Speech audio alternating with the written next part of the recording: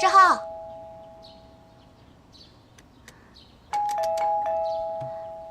不应该啊，不是都约好了吗？平时最守时的人啊。志浩，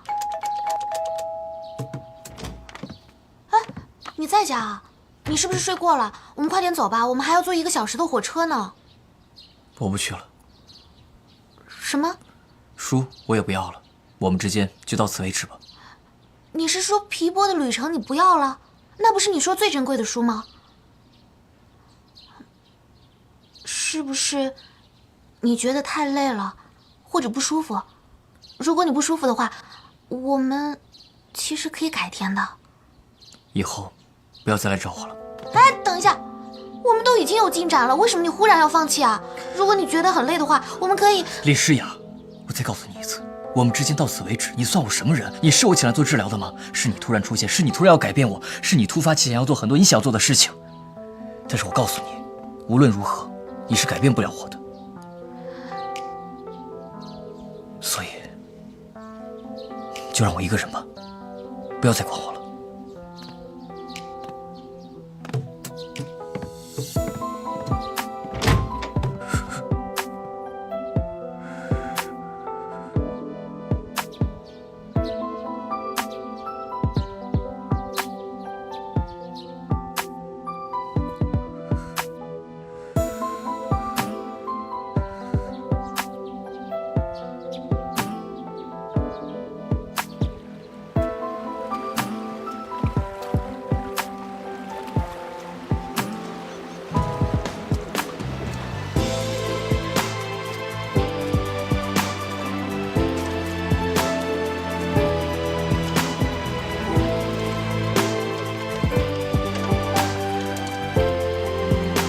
真早。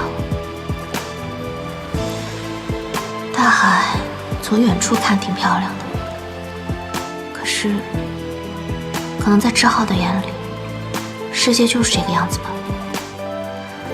也许姐姐说的是对的，如果他自己没有改变的意愿，外人的努力又有什么用呢？世界这么大，说不定还有更好吃的猎物，所以。是时候该放弃了吗？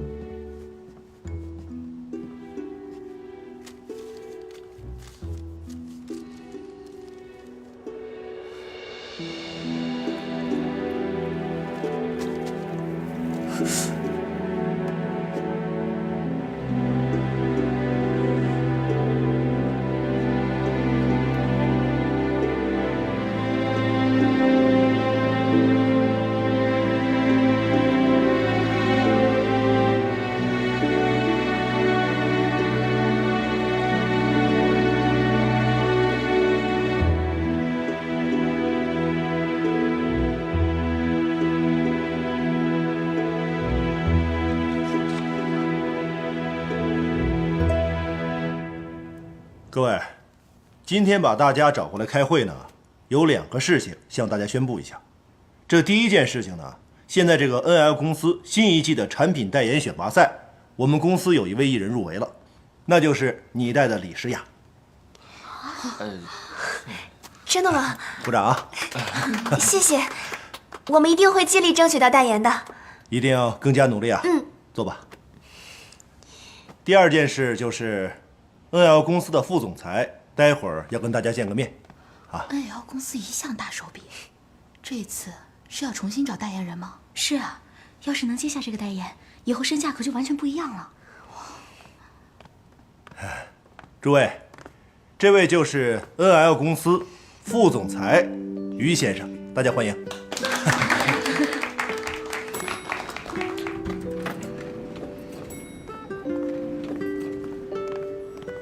徐清然，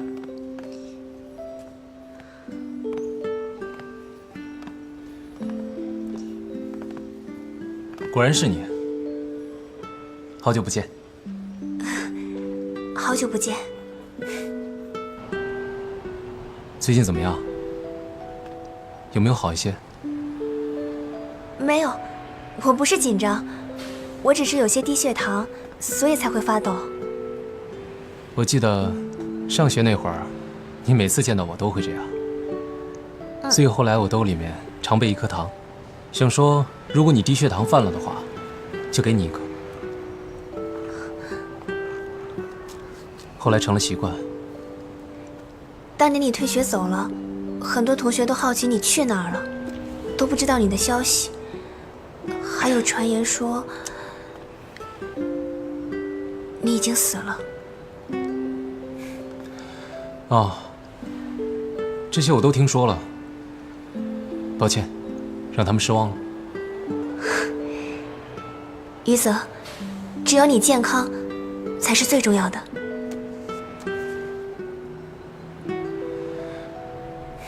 我很健康，放心吧。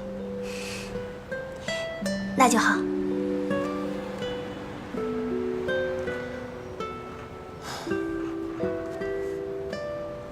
最近没有几件事让我开心的。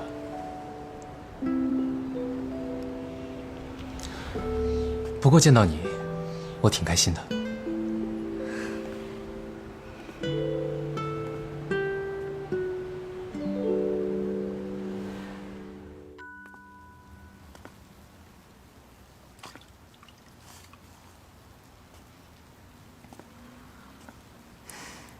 真希望能成为 NL 的模特，这样我的照片就可以挂在这儿了，像做梦一样。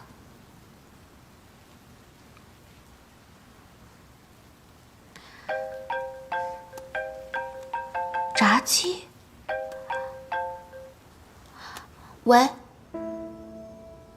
对不起，小金鱼死掉了。志浩，志浩，你开门呐！志浩，你没事吧？对不起。没关系，你没事就好。我带你出去走走行吗？喝一杯吧。我不喝酒。只喝一杯没关系的，出了事我负责。这个时候最适合的就是喝酒。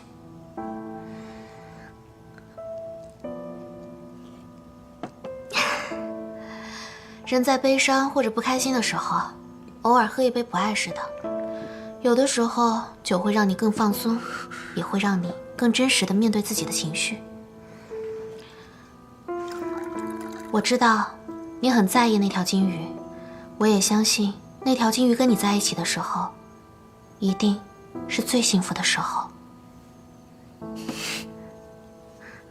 啊，志浩，志浩，你没事吧？喂，你有没有磕到头啊？刚才我。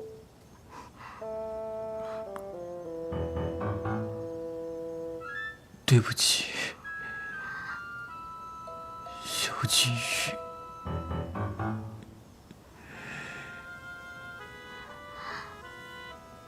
对不起。太夸张了吧！一杯酒就喝醉了，这简直是不劳而获呀！醉酒了毫无防备，我刚刚碰他，他也没有拒绝，那么现在是不是可以大大方方的摸他了？为什么？为什么都要离开我？妈妈也是，爸爸也是，皮皮的旅程是我妈妈的作品。我的妈妈是位童话作家。小时候，我总喜欢坐在妈妈身边，听她给我读童话。那个时候的我最幸福。就在我8岁那年，父母突然离婚，妈妈也离开了这个家，把我留给了爸爸抚养。我每天都在等着妈妈回来，想让她给我念童话书。你知道你妈妈为什么不回来吗？因为你太懒太脏了。像你这样脏兮兮的孩子，谁愿意待在你身边啊？你看你妈不要你了吧？从那时候起，我每天都要洗很多次手。我想，如果自己足够干净的话，或许妈妈就会回来。所以，每次继母那么说我就会一次比一次更努力地清洗自己，打扫房间。我怕自己会染上细菌，所以从来不和同学们接触。就这样，我没有朋友。在我小学毕业那年，我爸爸因病去世了。爸爸的手是最后给我温暖的，可我还是控制不住的要洗干净。我憎恨我这样的人，我不想要这样的生活。无法拥抱的恋人啊。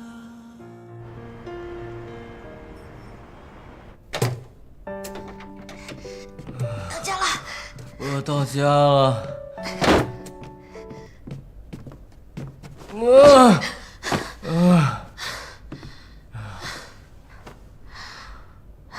终于知道他的秘密，心里竟然有些难过。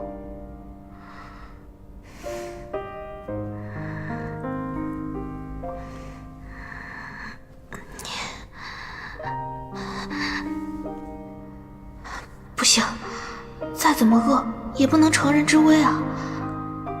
可是，如果错过了这次机会，下次可就不知道是什么时候了。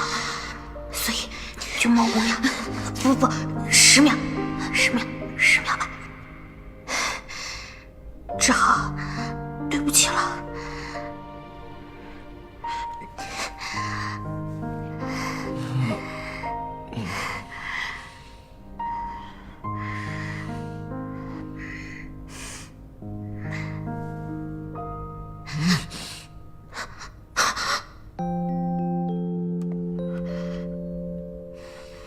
不要离开我。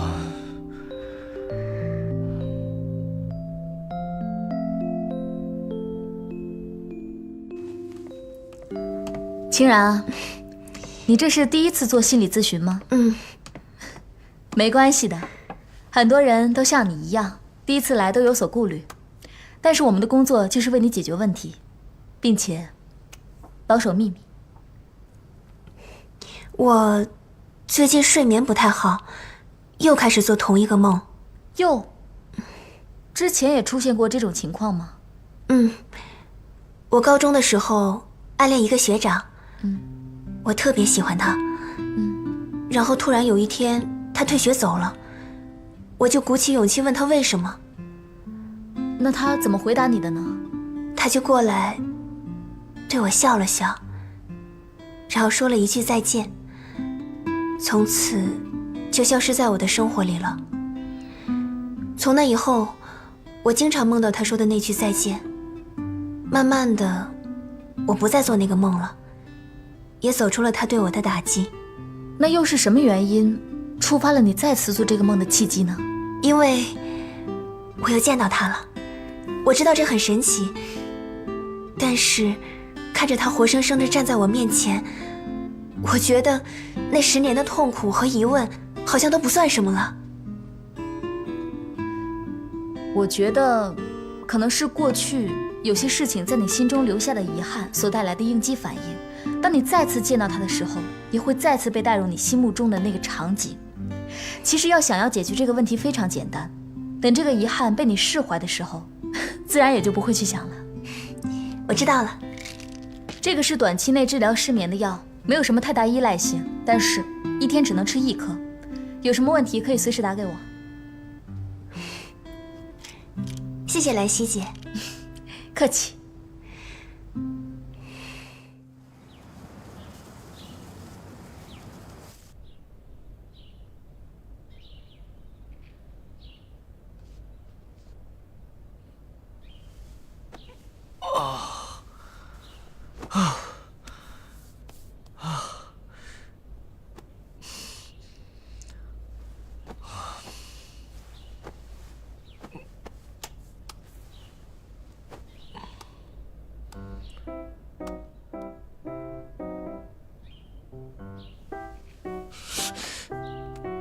昨晚很尽兴。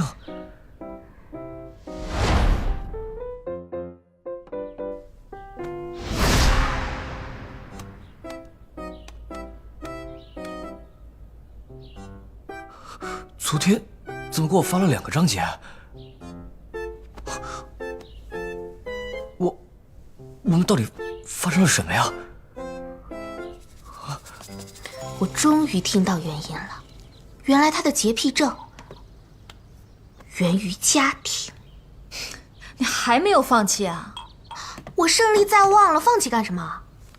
想胜利，你趁他喝醉的时候直接扑上去就好了。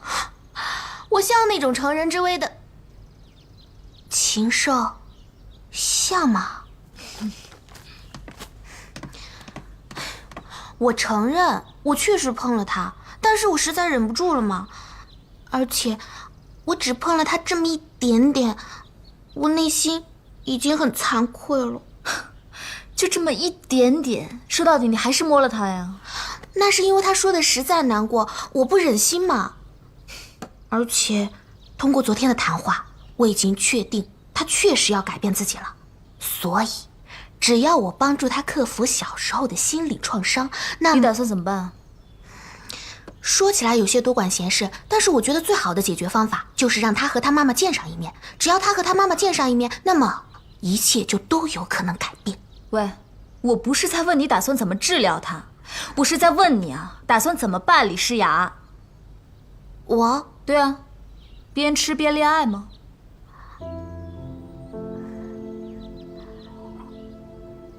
恋爱。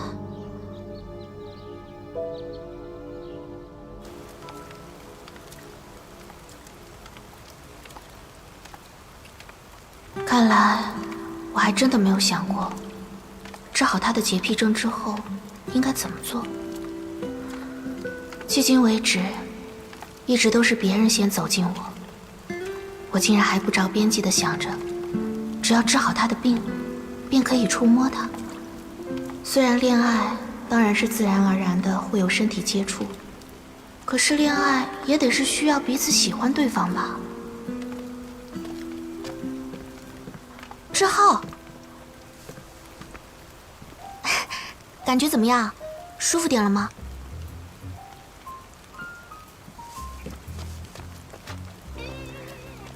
这是怎么了吗？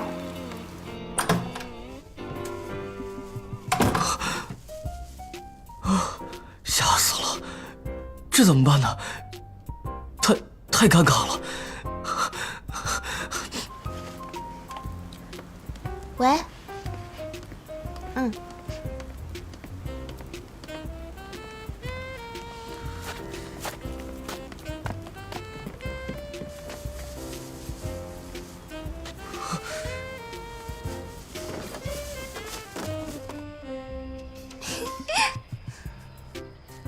呀。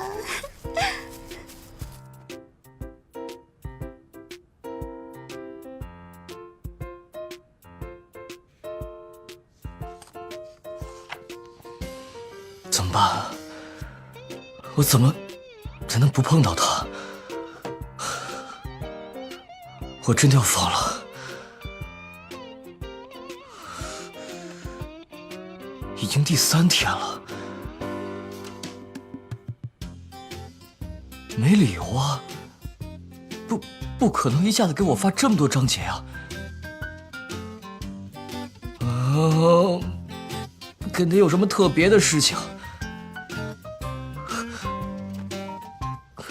可是我也不能去问他吧。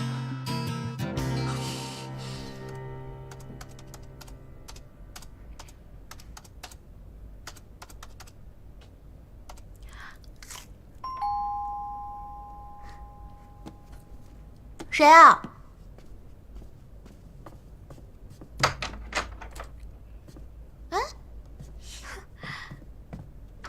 你怎么这么快就回来了？李诗雅小姐，这是送给你的礼物。你真的拿到这个奖了？本来我还替你担心呢，竞争这么激烈，怕你得不到，到我们家一哭不起。我什么时候在你面前哭过啊？说。石焕呢？怎么没来？连体婴终于分开了。石焕还没起飞呢，我是提前结束那边活动回来的，因为想见你啊。怎么就是没有邮件呢？看什么呢？没什么。李诗雅，嗯你最近很奇怪哦，啊，突然变得神神秘秘的，说，是不是跟我之间有秘密了？有秘密不是正常吗？我们又不是小孩子了，人长大了都会多多少少有自己的生活啦。道理我明白，但是我不喜欢。不好，我得先走了，不然记者该上班了。走了，拜拜。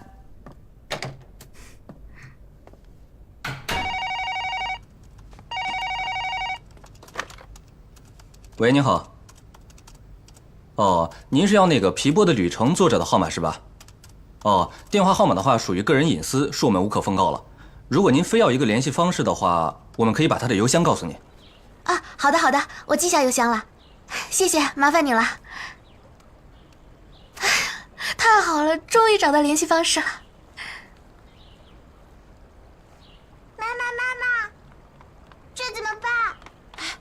哎呀，宝贝，你怎么那么……炸鸡小时候和妈妈在一起，说了，冰淇淋肯定也是像她这样幸福快乐知道吧？知道。好像认识了这么久，还没见过她笑。其实想一想，我的生活从来都是热闹的，从来没有经历过她那种孤独。因为我们是外貌优于人类的吸血鬼，所以从小到大，身边围满了喜欢我的人。在家里，我们姐弟三人也总能把生活搞得鸡犬不宁。还有一直陪在我身边的朋友们，干杯！好。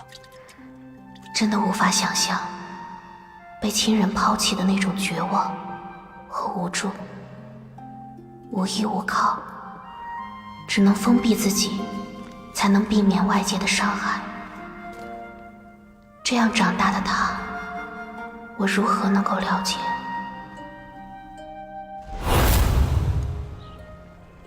难道炸鸡不去找他妈妈，是因为害怕？害怕被拒绝？你想什么呢？你怎么可能对猎物有同情呢？知道的越多，越是下不了手，我图什么呀？越想越饿。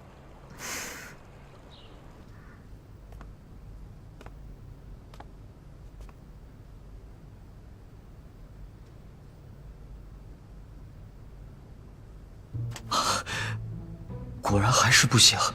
莱文他那天晚上喝醉酒后到底发生了什么，还是太奇怪了。打电话吧，或者发信息。你好，你找我啊？在我家门口，应该就是找我有事吧？不是？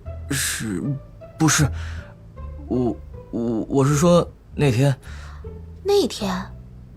哦，我知道了，就是你只喝了2杯就人事不省，还是我把你背回来的那天吧？你非要说出来吗？你不用表达歉意的，谁喝多酒都会比较弱智，我喝多酒比你严重多了，没关系。不是，我不是来道歉的。啊？谢谢你，我是来说谢谢的。谢我什么呀？短话说，你多发给我了。因为我正好要看嘛，然后你就发给我了，然后把书给我吧，别的没其他事了。哎，志浩啊，你不用谢我，因为我也从你那里得到了珍贵之物，得到酬劳是应该的，不用放在心上。拜拜。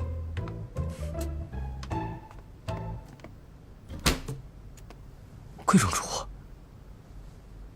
什么贵重之物？这样开玩笑会不会太过分了？不过我说的也没错啊，我的确是从他身上收到了贵重之物。要是他下次还喝酒，该多好呀！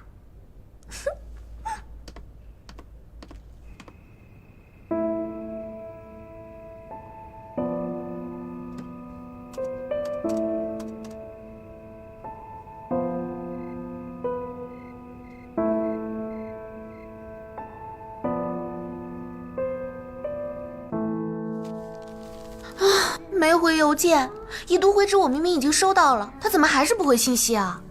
不回你消息不是很简单吗？这很明显不想见面。怎么可能？那是他的小孩，他怎么可能不想见？大人也有他们自己的理由啊。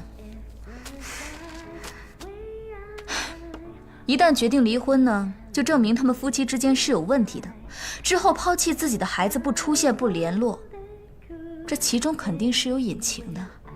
可是，无论如何，孩子都是无辜的。就这样被妈妈抛弃的话，我还是想让他们母子见上一面。你不要干涉太多，反正是别人的事。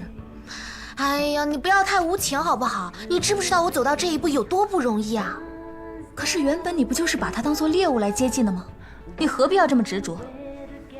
想要改变一个人的人生，绝非简单之事，是要付出很大的努力和代价的。我不是小孩子了，我不会放弃的，等我证明给你看。那我先走了。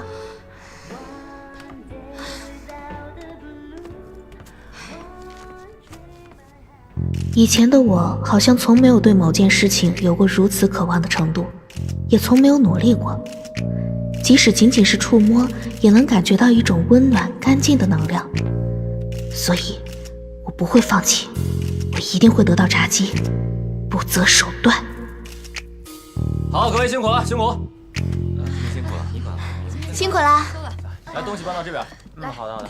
搭把手，没事吧？感觉踉踉跄跄的。我再联系一下。不知道为什么打不起精神。收拾东西吧。那咱们到这边休息一下吧。我觉得这个放在这里。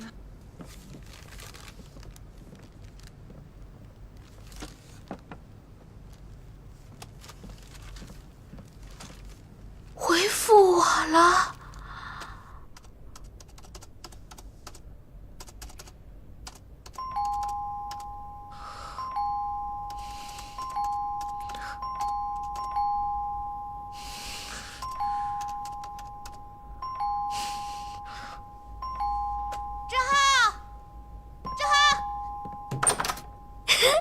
晚上好，怎么还没睡啊？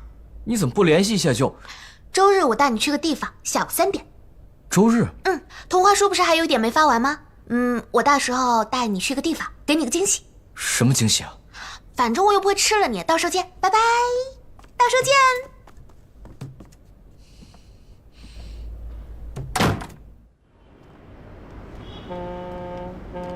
到底要去什么地方啊？我既然已经跟你出来了，我至少有权利知道。哎呀，你就跟着我走吧，别担心了。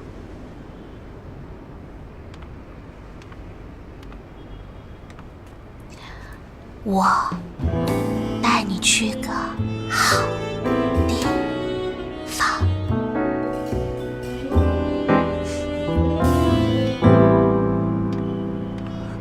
哎，好地方！我跟你说啊，我对你绝对没有那种想法。而且那天晚上，我真的不知道我对你做了些什么。可是，到了，就是那儿。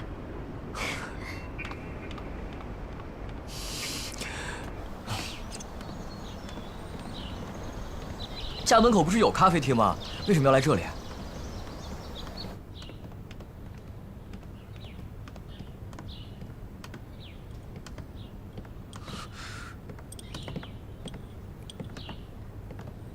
你知道的，我不喜欢见陌生人。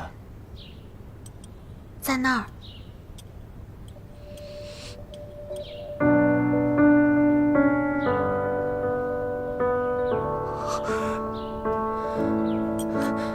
志浩，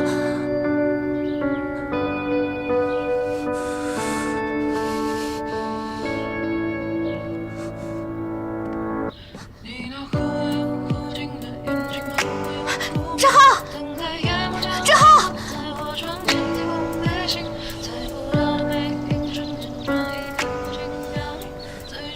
这到底是怎么一回事？我没提前跟你说，对不起。上次你告诉我，那本书的作者就是你妈妈，还有你童年的那些事。你说那本书对别人不重要，但是对你却是最珍贵的。其实，你是在想念你妈妈。人生最幸福的时刻，只有小时候妈妈温柔的声音，还有暖暖的手。我每一天都在想你。你不是一直在等这一天的到来吗？你到底在怕什么？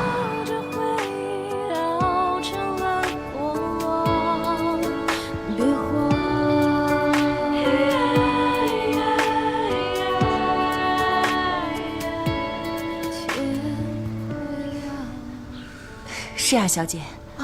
是。我想单独跟志浩说2句话，可不可以？可以可以，那二位先聊，我就出去了。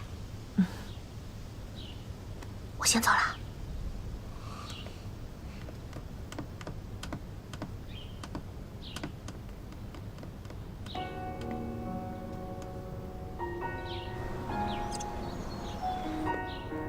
他的表情看起来不太好，会不会应付不来啊？难道是我瞎操心了？难道炸鸡只是想看他妈妈写的书，仅此而已，根本没想见面？时间过得真快，转眼间，我的小志浩长大了，看起来志浩过得还不错。您觉得我过得不错？在您的眼里，我真的过得不错吗？我有多痛苦，您知道吗？为什么当时悄无声息的就离开我？我不是想抛弃你，志浩。妈妈那时候离开，真的是种解脱。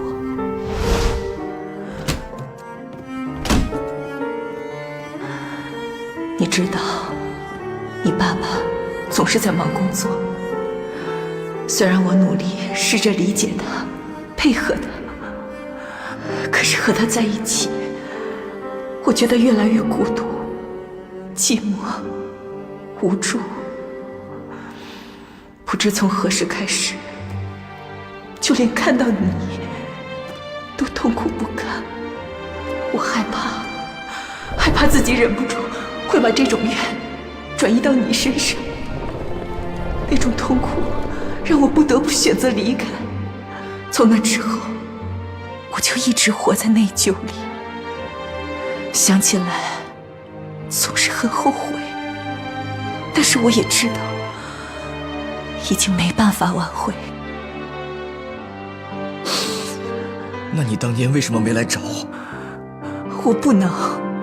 我不能去找你。为什么？我想了很多。我既然已经放了手，我有什么资格做你的母亲？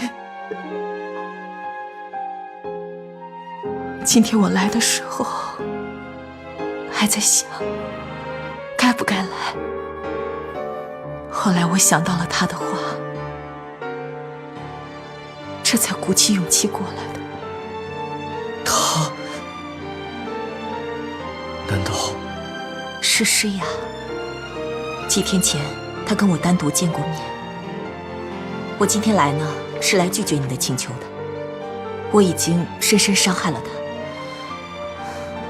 我来拜托您，不是为了让您对志浩以后的生活负责。您是他的家人，您能给予的是帮助，不是痛苦。他的话深深打动了我，我这才下定决心来见你。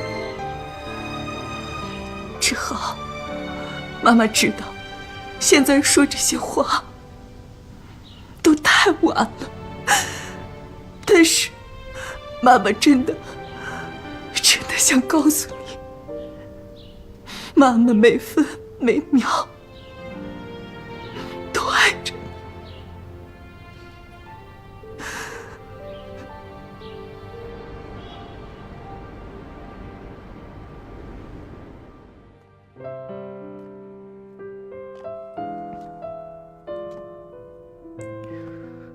我总认为自己不讨人喜欢，就连身边的人也许都会离我而去，他们绝不会喜欢我这种人。即使听到表白，我也无任何感觉，只因不讨人喜欢，所以也不知道该如何去爱，渐渐孤独一人。可是现在缺乏的那部分，好像慢慢的被填补了起来。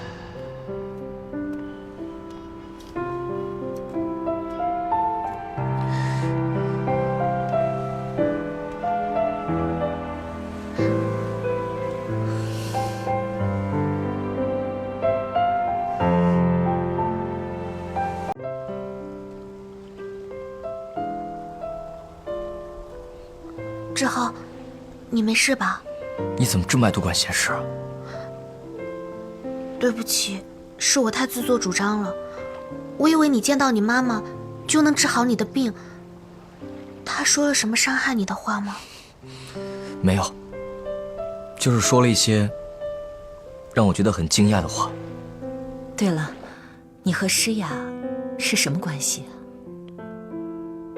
只是邻居。诗雅是个好孩子，我问她你们关系的时候，她犹犹豫豫的说什么喜欢你。遇到愿意真心对你的人，要懂得珍惜。到底是什么让你惊讶的话呀？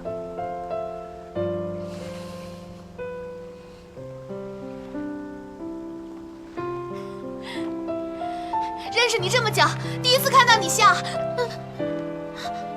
对了，谢谢你。啊？其实我一直都知道妈妈住在什么地方，想找她的话随时都可以，只是我没有勇气。我怕她说不要我，我害怕自己什么都不是，我更害怕被抛弃的感觉。所以直到今天，我才发现，我想念的不仅是母亲，而是被爱的感觉。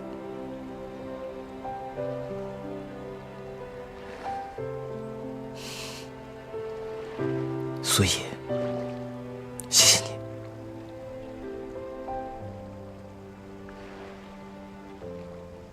为什么心里这么难过？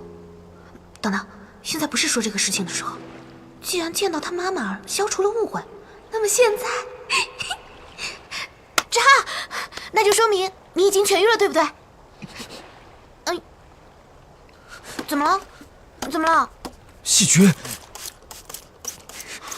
不是吧？你不是都已经见到你妈妈了，这病应该治好了呀。这么多年养成的习惯，怎么可能那么轻易就改了？我在干什么呀？费了这么大力气，结果完全没有起色。童话书也只剩2张了，我到底在干什么呀？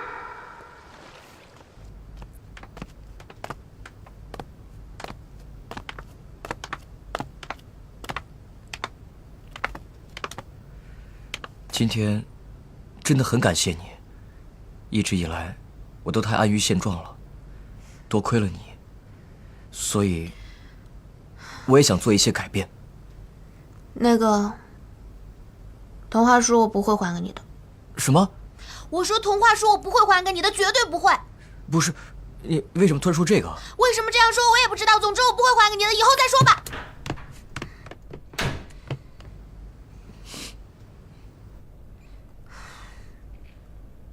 要是现在把书还给他，就真的没有见面的借口了，一切就结束了。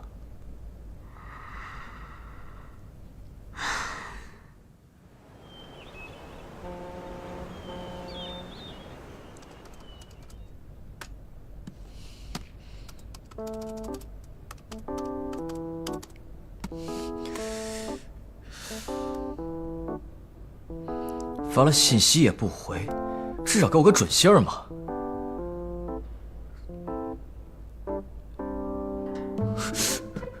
他不会拿着我的书逃跑了吧？嘿嘿，想要你的书吗？偏不给。算了，不想了，还是好好工作吧。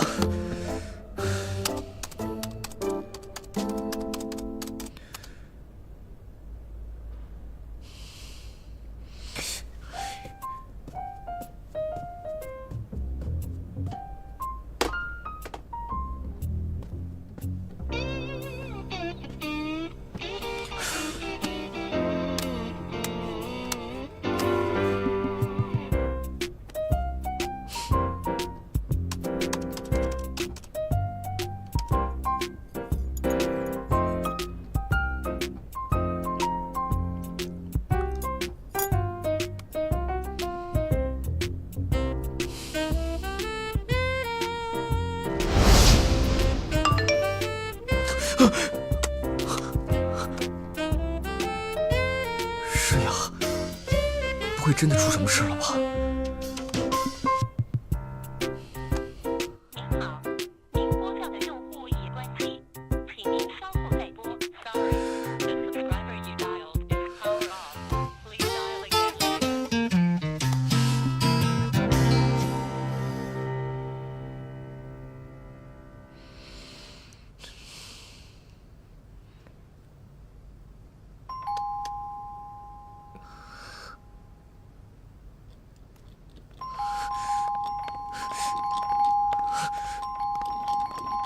哎，你是找住在302的女孩吧？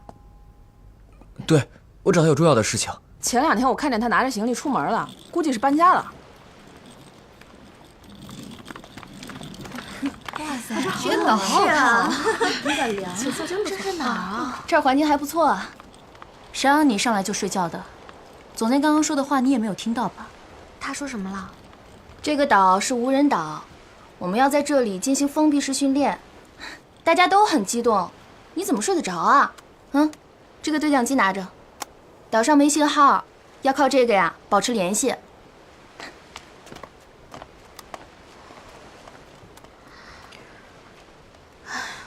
睡得太死了，没信号可怎么跟炸鸡联系啊？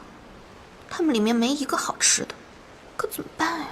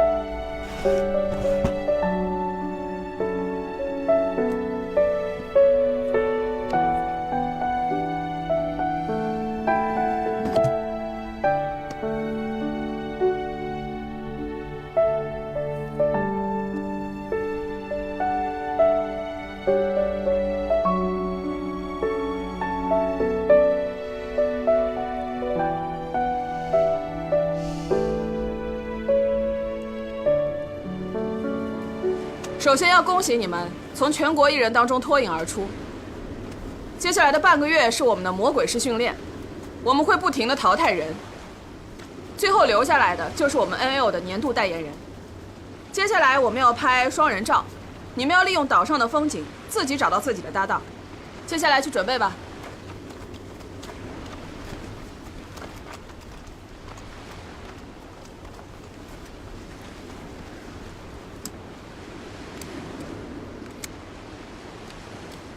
真没想到，这样的人也能入围。就是，那种啊，就是人前装小白兔，人后呢又卖弄风骚。要是 NL 真选了这种人做代言，岂不是笑死人啊？还是不要说了，他在那儿呢。有什么不敢说的？我可不像有些人做了事支支吾吾的不敢承认。NL 选了我们和他们一起竞争，真是我们的不幸。你们两个说够了没有？你什么意思？什么意思？人家凭本事进来的，你就算再不喜欢他，对竞争对手最起码的尊重也是尊重你自己。他之前做过什么事情，我不知道，但你们现在做的，真不是什么好事情。李莎，你觉得自己可厉害了是吗？你这种蹭辛巴热度的方法也教教我们呀，我可想学了。你学不会。你知道吗？我明明拒绝了，还是有很多人想要约我，因为我比你漂亮。算了算了，你又不是不了解他，等拿到了 NL 的代言，就能一分高下了。走吧。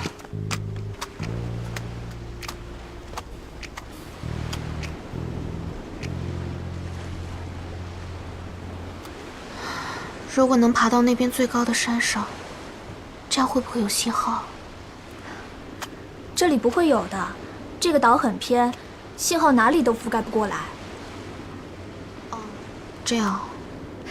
李诗雅，你愿意和我一起拍照吗？啊？老师说要选一个搭档，我觉得就你最好。好啊，那我们也走吧。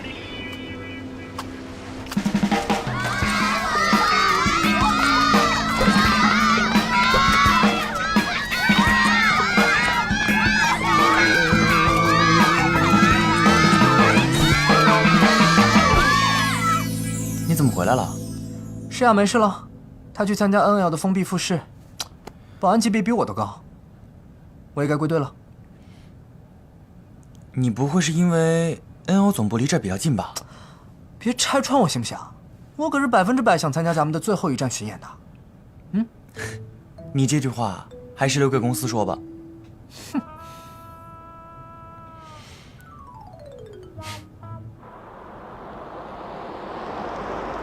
来看这边，诗雅握着陈晴的手。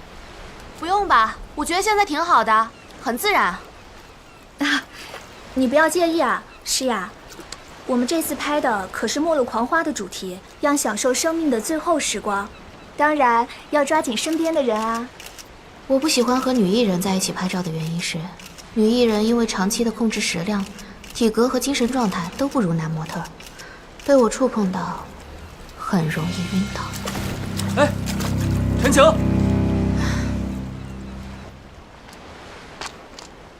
哎，对了，你听说了吗？今天陈晴拍照的时候晕倒了，是不是因为节食啊？不会吧，我之前一直听说她很刻苦，也很敬业的，这次是怎么了？因为李诗雅和他发生了争执，所以到现在还没起来呢。不会吧？李诗雅平时是不太礼貌，但也不会做这样的事吧？谁知道呢？摄影师都说了，最开始陈晴好好的，她低头调了一下相机，就晕倒了。况且李诗雅看起来一点儿也不惊讶，也不慌张，就好像知道似的。毕竟他们俩是这一次最大可能性拿到代言的。真的是为了代言，什么事都做得出来。没人跟你说过议论别人要看场合吗？做人要有底线。我不跟你争执，不反驳你，是因为我一直在想，不想跟你这种人计较。哼，也对，你未来的日子应该都会是这样的，被嫉妒跟虚伪充斥着。我不会做你说的那些事情，所以就算我输了也没关系，因为我的人生至少光明，不会像你一样阴暗。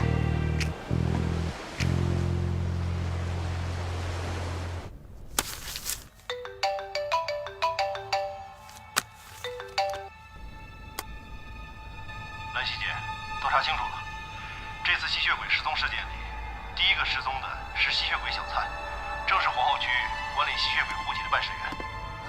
好，我知道了。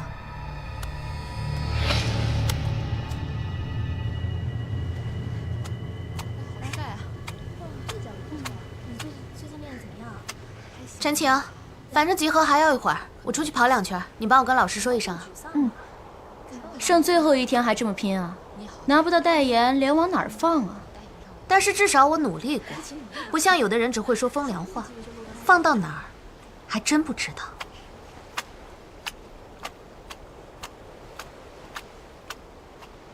哎，你知道吗？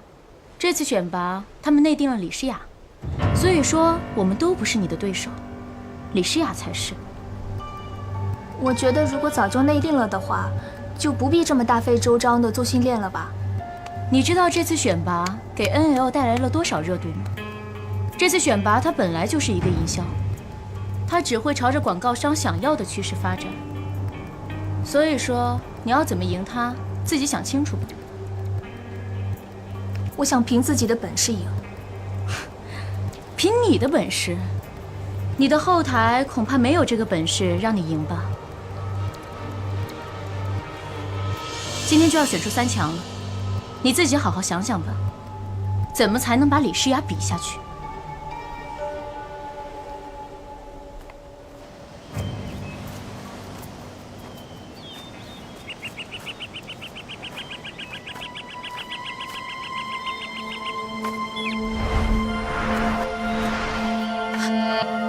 谁啊？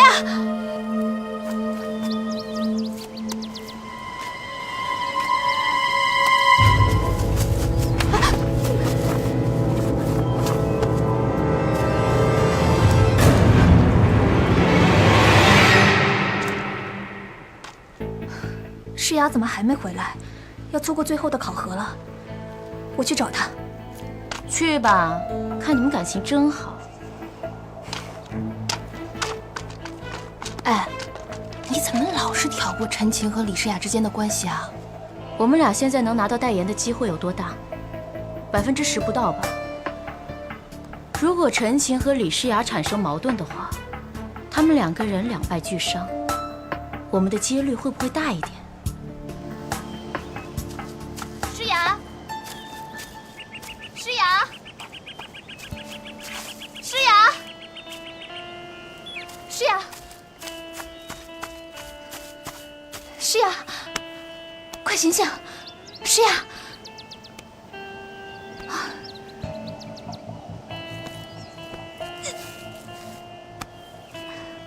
李诗雅，李诗雅吗？听到请回答。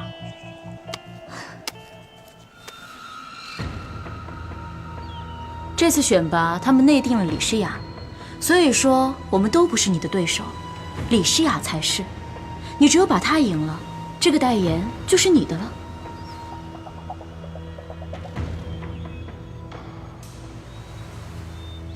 李诗雅吗？听到请回。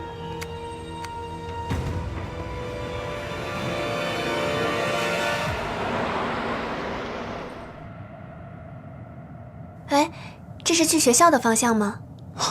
啊，是啊，之前走得太匆忙了，走了那么久，你没回去看看？我前2天还回去了呢，碰到了你的班主任，他逢人就夸你，说你是他教过的最优秀的学生。这样的话，那我更得回去看看了。之前就觉得你很厉害，再遇到你之后，我觉得你变得更优秀了。老师知道了也会觉得很欣慰吧？有时候优秀是别人看见的，背后付出了什么，只有自己知道。所以你不要带着滤镜看我，我可能不是你想象中那么完美无缺的人。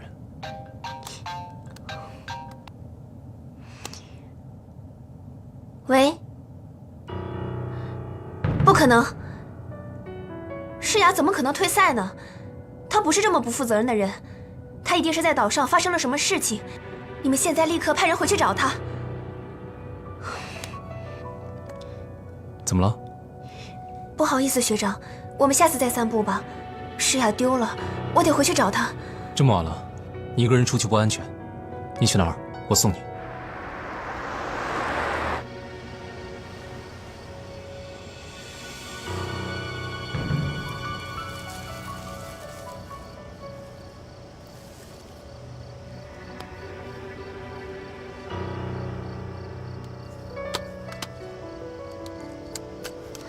喂，喂，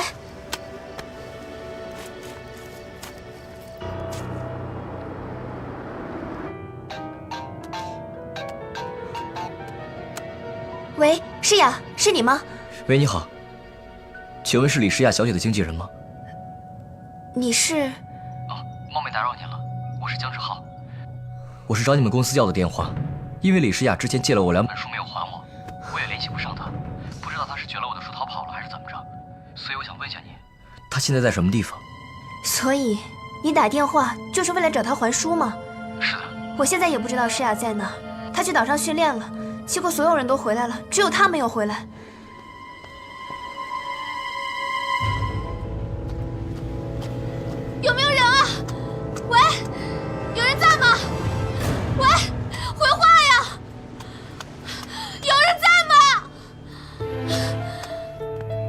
都这么晚了，要不等明天早上再找吧。明早，我都不敢想他一个人在孤岛上会发生什么事情。会不会冷？会不会饿？会不会有什么危险？好，我陪你去。不用了，明天还有通告，我一个人挨骂就行了。你不用陪着我挨骂。走吧。有人吗？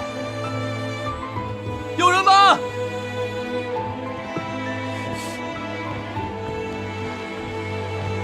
老板！老板！老板，你在里面吗？啊？石向导，您去吗？不去，太晚了。上午刚拉了一批小姑娘，吵得我现在耳朵都是麻的。是您拉他们回来的是吗？那您一定知道路，没错吧？晚上我不出海，黑灯瞎火的。虽然岛离得不远，但太累，不想去。请您一定要帮我，这个女孩对我来说实在太重要了，我一定要过去。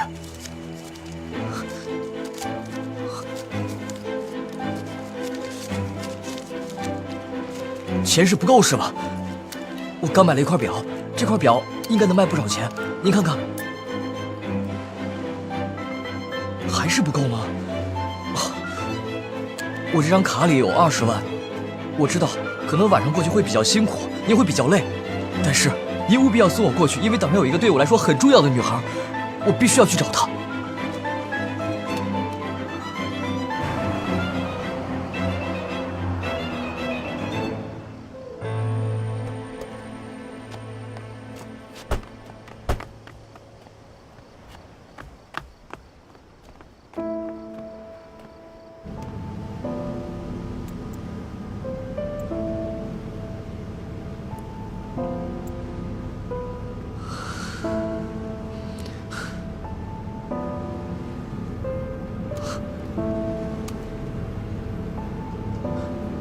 师傅，你对讲机落这儿了。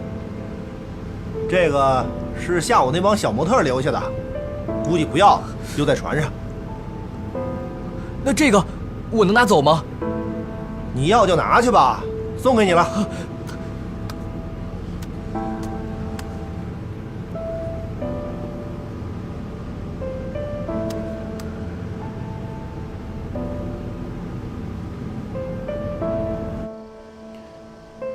那边说了，要用最快的船也得明天早上。诗雅现在会不会很害怕？要不然先到车里睡会儿吧，明天还有很多事，还要打起精神找诗雅。诗雅现在一定害怕的睡不着觉。她一个人在孤岛上，她都不能睡觉，我有什么资格睡觉？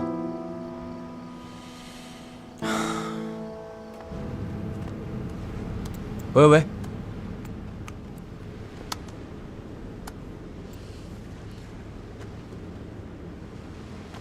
喂，你怎么走了？喂，我把卡都给你了，你怎么就这么回去了？那我怎么办呀？啊！喂！我回去睡觉了啊，明天来接你。不会吧？我为了这李诗雅，连命都搭上了。诗雅，诗雅，诗雅，诗雅，听到吗？诗雅，诗雅，诗雅，诗雅，李诗雅，李诗雅，诗雅，诗雅，炸鸡，李诗雅，你听到了吗？志浩，是你吗？你现在在什么地方？我在西北方向，你沿着海岸线走就能找到我。你怎么来了？我还以为我要死了。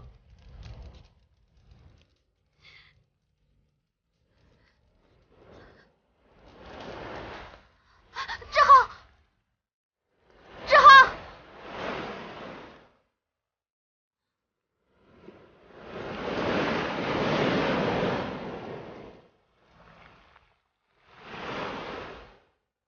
李诗雅，